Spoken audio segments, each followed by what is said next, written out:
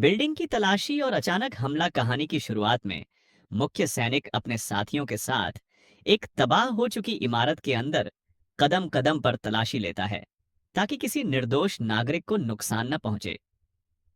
जब वे पक्का कर लेते हैं कि अंदर केवल आम नागरिक हैं और कोई दुश्मन नहीं है, तो वे अपने अधिकारी को सूचित करते हैं। तभी अचानक विरोधी सेना पीछे से उन पर घात लगाकर हमला कर देती है।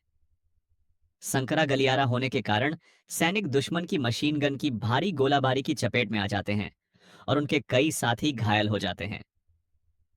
बुजुर्ग सैनिक का सर्वोच्च बलिदान जान बचाने के लिए मुख्य सैनिक और उसका साथी पास के एक कमरे में छिप जाते हैं। यह कमरा दूसरे विश्व युद्ध के एक बुजुर्ग सैनिक का होता है। वह बुजुर्ग इन सैनिकों का स्वागत करता है। जब बाहर से दुश्मन कमरे की तरफ बढ़ने लगते हैं, तो साथी सैनिक मुकाबला करने के लिए एक हाथ से फेंकने वाला बम निकालता है। बुजुर्ग सैनिक उसके हाथ से बम ले लेता है और कहता है कि यह बम मुझे दे दो, गद्दारों को मैं संभालूंगा।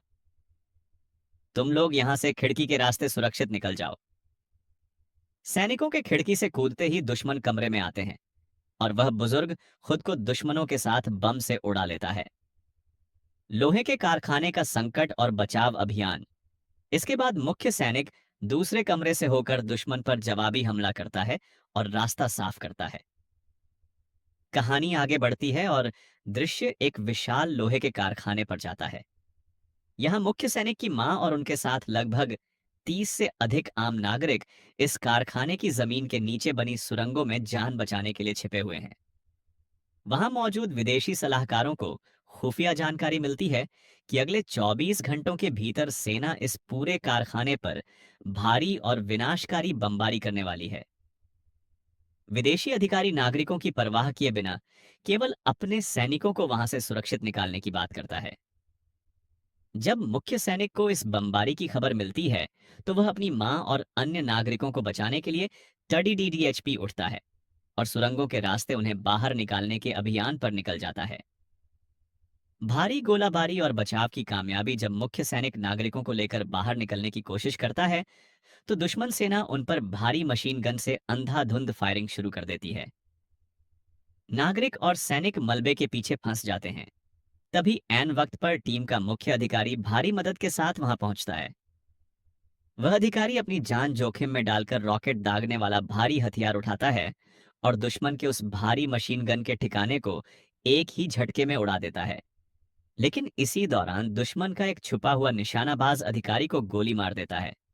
आखिरकार भारी तोपखाने और गोलाबारी की आड़ में मुख्य सैनिक सभी 30 से अधिक नागरिकों और अपनी मां को कारखाने से सुरक्षित बाहर निकाल लेता है। उनके निकलते ही पूरे कारखाने पर आसमान से भीषण बमबारी होती है और वह मलबे में तब्दील हो जाता है। अंत का विशेष संदेश और सच्ची घटना कहानी के आखिरी हिस्से में इस फिल्म से जुड़े कुछ बेहद भावुक करने वाले सच सामने आते हैं। मुख्य अभिनेता का फैसला। फिल्म में मुख्य किरदार निभाने वाले अभिनेता इस फिल्म का काम पूरा करने के बाद इतने प्रभावित हुए कि उन्होंने असल जिंदगी में भी अपनी मर्जी से सेना में शामिल होकर मोर्चे पर जाने का फैसला कर लिया। असली नायक की कहानी। यह कहानी एक व्यक्ति के वास्तविक जीवन की सच्ची घटना है। वह इस फिल्म के कहानी सलाहकार भी थे।